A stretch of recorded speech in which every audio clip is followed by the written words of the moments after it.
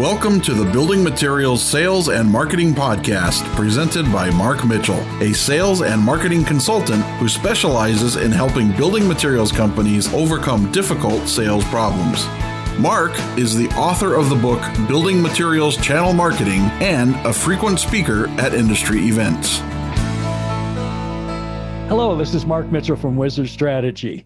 Today, we're going to do something different. I have a guest, Ben Baker from Your Brand Marketing, and Ben does many things. He's a really smart guy that I've learned a lot from as I've gotten to know him better, but he is also an expert in the area of podcasting. And I want to just start out by saying, I'm going to say 5 years ago, 6 years ago, I was telling people you need to start a blog. You need to start writing content or have content written for you and tied in with your SEO people, because if you're not giving your SEO people new content, they really are not helping you. Once they've optimized your site, if there's nothing changing, nothing new, there isn't really that much for them to do compared to when they have fresh content on a regular basis. And people would get back to me and say, Mark, that makes perfect sense what you're saying. I just don't know who can write the content. And I don't have time, and I'm not sure that I'm, a content writer, and I don't have people in my staff people that have knowledge, maybe they don't have time or they don't have writing skills, like my technical director or somebody like that. So boy, I'd sure like to figure out how to do this. There are many content writers. Agencies now have added content writing to their services. Now it's not too hard to find content if you believe in that idea about having content. It's not hard to get it written. And we even see now people have started to say, gee, I could take my iPhone and I could take my product and I could turn it on video and I could talk to you about my product and put it on YouTube.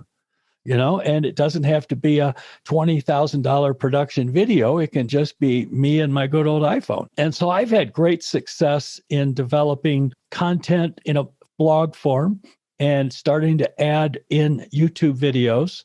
It also gives you stuff to share on social media, is another important part of all of these things. Well, then along comes this thing called podcasting. I just was kind of I'm always curious about new technologies, new ways of doing things. I haven't started to dance on TikTok yet or anything, but I just thought podcasting makes sense from business to business. I look at many social media things and I go, that's for my personal life, and LinkedIn's for my business life. And I thought podcasting is, people podcast for entertainment, people podcast for political things, but also people podcast for business information. And I thought, well, I don't know a lot about this, but what the heck, I'm just going to start out and try it and see what happens. Well, then I had to figure out, okay, I need a microphone. And then I need something to record on. And then I need to have an editor and someone that could put my podcast together and then to tell me all the things I have to do and to take my hand and guide me through it. Well, at first, I probably spent a few $100s on equipment. And I think my podcast person cost $400 to get me set up. And then I pay him for each episode that he edits for me and puts up. If I write a newsletter, I get instant feedback. I can literally watch as people are opening my newsletter and see how I'm doing, if I'm having a good open rate and click-through rate. And when I put something on social media, I get likes and shares and comments and so forth. And when I go to my Google Analytics, I can see my page, how many website visitors I have more this month than last month, or this year than last year. And so it's kind of that instant gratification thing that you kind of, see that. And it's part of how I think social media has us all kind of addicted, because we're addicted to that. Oh, somebody liked my post, or 100 people read it or something. But for me, at least, podcasting, I wasn't getting any feedback. I didn't know how to measure how many viewers, subscribers. It's probably there somewhere, but I just did it every week. I do a podcast, and I wasn't getting that much feedback. So I started to slack off a little bit because I wasn't sure, is anybody listening to this? And then I went to a trade show and 3 separate people came up to me and said, Mark, I love your podcast. When are you going to do some more episodes? And I thought, oh, there's something here. And so I think podcasting is I'm going to say, is the next thing that if I were a building material company and I was already doing content and YouTube videos, things like that, and I wanted to continue to do things and stand out from my competition, I would certainly look at a podcast. And the problem is most people go, well, I don't want to buy this equipment. I don't want to become an expert in recording. I don't want to worry about editing. And once again, like when I was telling people to start writing blog content, they're going, I don't have time. I don't have time to think of the subjects. I don't have time to find guests. So we're going to get to it. But Ben has come up with, I think, a really great solution for this. But first, I'd like Ben to just tell us a little bit about this whole subject of podcasts. Just like how popular are they? Who's listening to them? What do we know about it? Can you educate us, Ben? Yeah, I might have one or two words on the subject. Thanks for inviting me, Mark. Just to give people context, I've had my own podcast, the YourLivingBrand.live show, coming up into its fourth year now. We're over 165, 170 episodes. And I actually turn around and guest on at least 50 podcasts a year. And I do this for a number of reasons. First of all, it allows me to get my message across. But more than anything, it gives me ways to be able to sit there and say, how do I become a better podcast host? Listen to other podcasters, listen to how do they ask questions? What's the nuance? What are the things that they're interested in? And be able to help tell the story more resonantly. So, I've got a lot of experience and I've seen the good, the bad, and the ugly. Podcasting has been around for a lot longer than most people imagine. It's been around for years. I was probably podcasting, being a guest on people's podcasts 3-4 years before I even got on it. So people today, even if they sit there and say, oh my God, there's a million podcasts out there, and there probably are somewhere around a million podcasts around the world. And guess what? The majority of them are in languages other than English. 35 or 40% of the US population right now are avid podcast listeners, which means that they listen to at least 6 different shows on a regular basis. And what they're doing is they're looking for content. They're looking for, how do I gain insights and how do I develop trust? And, yes, there's sports. There's people that talk about sports. There's people that talk politics. But one of the top 5 podcasting arenas is business.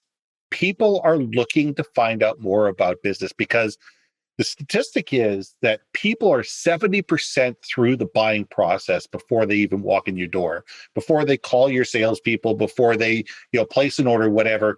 They've already gone out and they've searched you on social media. They've looked at different things. And podcasting is a really good way to unobtrusively, non-salesy, get people to know, like, and trust you before they walk in the door. So that's really the benefit of a good podcast. And you're right, it's challenging to start off with. It takes some deliberation. It takes some expertise to be able to do it and to do it well. But those who do it well, those who go and figure out how the journey is done, really tend to see a real uplift in their social media feeds. They see in the engagement with not only with their clients, but also with their vendors and also their employees. And there's a lot of value. I've got a great infographic on the podcasthostforhire.com website that talks about all of it. So if you're looking for statistics, I think there's about 50 or 60 different statistics there that talk about the benefit of podcasting to the average business owner. Tell us about, now you've come up with, to me, it's a unique idea. At least it's the first time I've heard of it. And I thought, wow, what a great idea in which, like, you're saying, okay, you would like to do a podcast, you see the benefit of it, but you'd like it to be handled for you. I guess that's a way to put it. So yeah. Tell us about what you do for companies. The program is called Podcast Host for Hire. And what the philosophy is, as I said, there's a million different podcasts out there. The vast majority of them, and I'm not sure if it's 65% or whatever, never make it past 10 episodes. And the reason is people give up. People sit there and go, this is too difficult. There's too many moving parts. I don't know what I'm doing, and they just give up. And because of that, there's a lot of orphan podcasts out there. We solve that problem. What we do is it's a done for you, branded to you custom podcast. And we do this in one of two different ways. One, if you're just looking for an entryway, just say, listen, I want to test this out. I want to see what the experience is. I want to know what it is. Come on our podcast. It's called the Your Living Brand.live show. We interview you. We tell you all about the process. We make you shine. But the big key thing is with the thing, and this is what makes it valuable, is that we produce 30 pieces of content with every show. So not only are you getting the podcast, and we can either do it as an audio only, audio and video, depending on what you're comfortable with, but you're going to walk away with a full transcript of the thing. You're going to walk away with tweets. You're going to walk away with Instagram, Facebook posts, images, audiograms, everything that not only you can use, but the people within your company can put on their social media platforms that are branded, they're relevant, and they're on topic.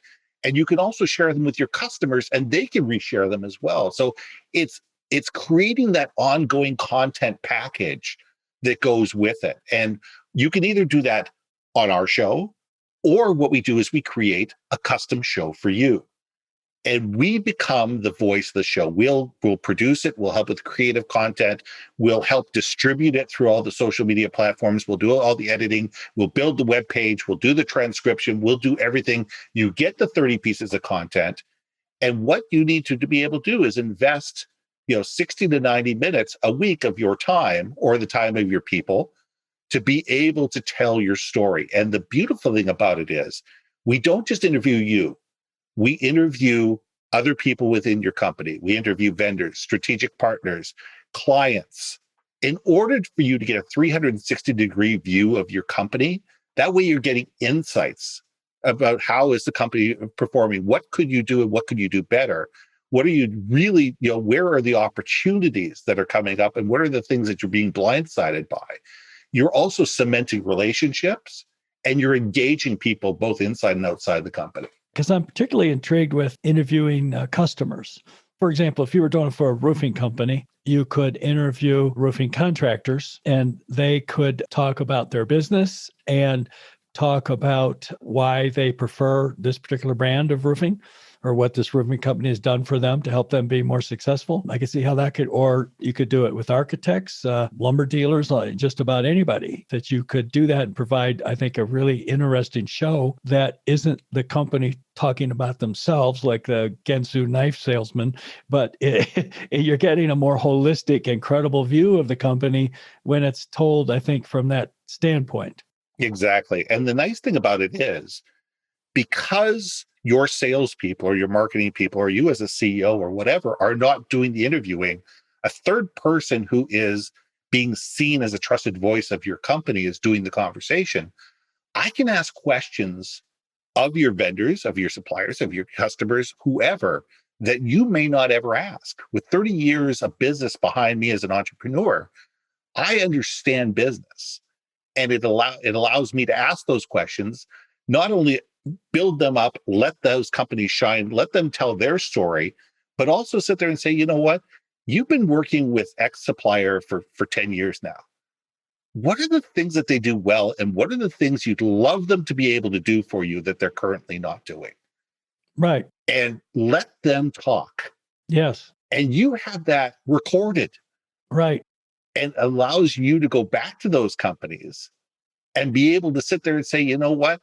We never had a clue that you were looking for this kind of stuff. We actually have a division that do this. Right. How can we help you? Sure.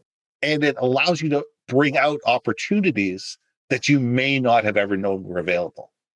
Yeah, that's great. Now, you also, though, you kind of grew up in a construction business, right? I did. You kind of would know how to interview a contractor or architect or builder. Absolutely. My father had a commercial renovation company. He did tilt up and reno work for some large big box retailers for years. Yes. So I grew up, sweeping the job site, hauling drywall, doing electrical, you name it. I did it. I was even the first aid attendant on the site. So I get construction, and Yes. I get the material part of it and understand how to relate to these different people, because I've been on a job site. I've worn the steel toes. Yes. And with that, it allows me to be able to bring those stories out in a more relevant way. All right. Well, don't you also, just to be clear to our listeners, I don't think a podcast should be just a straight commercial for your company or sales pitch for your company. I helping building material companies to understand, for example, like the benefits of doing more things on LinkedIn. And there's some companies that just can't help. The only thing they can talk about is themselves. Yeah. Here's this product, here's this project, and they aren't offering just other helpful things that makes me go, I'm glad I took a minute to read that or to listen to that. So I think a thing that people need to realize, if you're going to do this, it needs to be something that's worth listening to. Yeah. It can't be a sales pitch. Right. It certainly can't be a sales pitch. I mean, we can build a commercial within the podcast. Yes. A 30-second commercial within the podcast that people can listen to with every episode. Yes. And be able to get the pitch for your thing. But the reason you do a podcast is not to be salesy. It's to sit there and say, what's relevant information that's going on in the industry? What's happening? What are some insights? What are some ways that you can share value and information on an ongoing basis? And that's the value of a podcast, because what you're doing is you're bringing down people's guard. You're getting them to understand the value of you as a company without talking about your features and benefits. It's talking about how you help people succeed. And telling those stories is what makes it relevant. Yeah. And whether it's you or your guest, but they're also coming away with, gee, I learned something today that will make me more successful. Absolutely. That whether or not I buy from this company, but I learned something, so I'm more loyal to this company. The other thing I think is there's such a, we'll say, growing interest in podcasts. And I see so few building materials companies doing podcasts that if you start one, you will own that category. It's like if you had if you're a roofing manufacturer and you had a roofing podcast or painting, a paint company or window company, whatever it is, anybody coming after you will always be in second place. So the first one out of the gate tends to, own the category. And so I think it's a wide open field in order to jump in and take advantage of. No, I agree with you completely, because what you're doing is you're differentiating yourself. Right. You are absolutely differentiating yourself, where a website was mission critical 10 years ago. 10 years ago, you couldn't live without a website. Podcasts are going to become that eventually. Eventually people are going to sit there and say, oh, we need to have a podcast, and most will do it poorly. Most will absolutely do it poorly.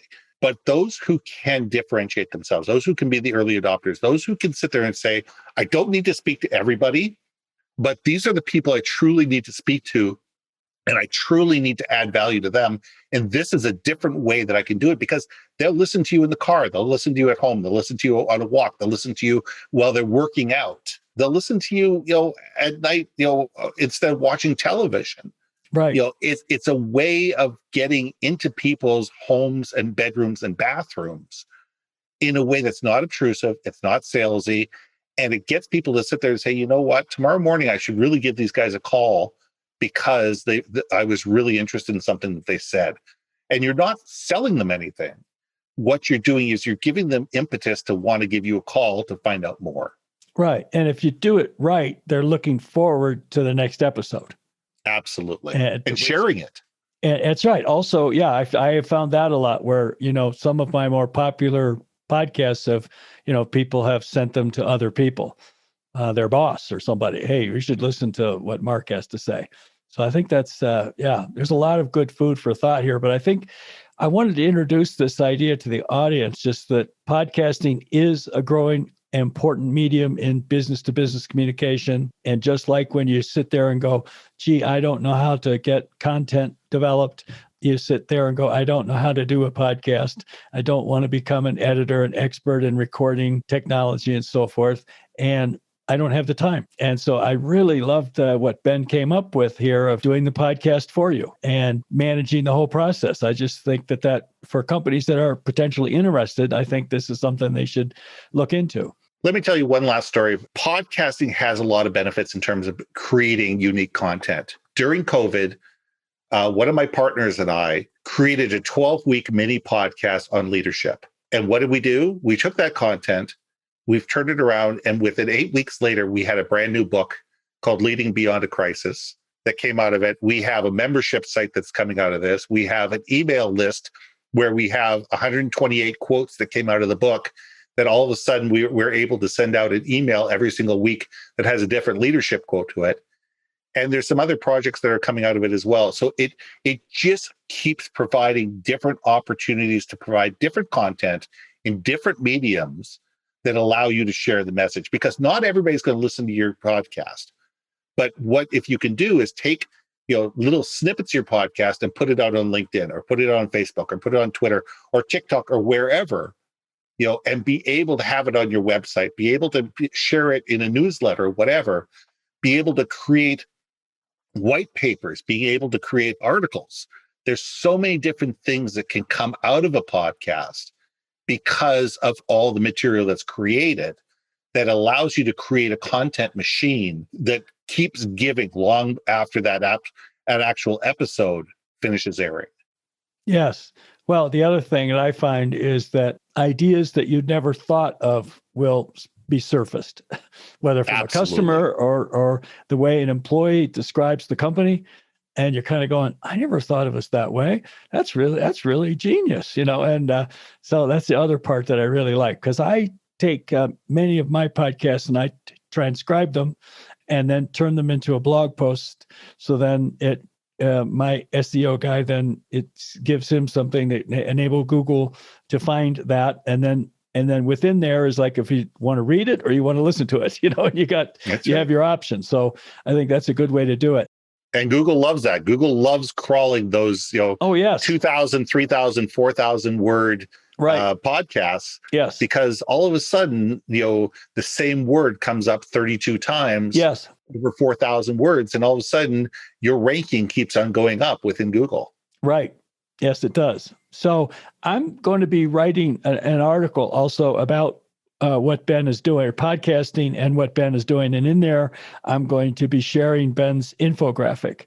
But if someone doesn't want to wait for that, Ben, where would they, number one, go to find that infographic? Yeah, the number one place to find me is podcasthostforhire.com. That will link back to my entire website. It's a linked page within my website. But if people go to podcasthostforhire.com, it will be able to trigger everything to do with me and how to contact me.